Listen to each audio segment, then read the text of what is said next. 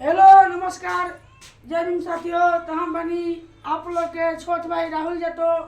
तो हम आप लोग से एक बात बताना चाहतनी कि मेरे बड़े भैया सिंगर दुर्गेश देहाती का एक न्यू भोजपुरी लेवल का गाना आया है।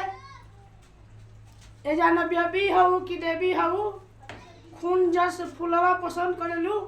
तो ये गाना को दबा कर रील बनाइए और इस गाने को ज़्यादा से ज़्यादा ट्रेंडिंग में लाइए।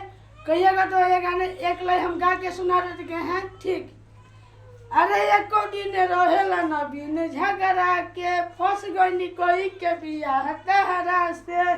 अरे एक दिन रहेला नबीन झगड़ा के फंस गई कोई के बियाह तहरा से। शादी के बाद ए जान हमर जिंदगी झंड कहलू। ए जान बेबी हूँ कि देवी हूँ, खाली खून जैसे फुलवा पसंद करेलू। ए जान बेबी हूँ कि देवी हूँ, ए जान फूल जैसे खूनवा पसंद करेलू। तब तक के लिए जय हिंद जय भारत, नमो बुढ़ाई।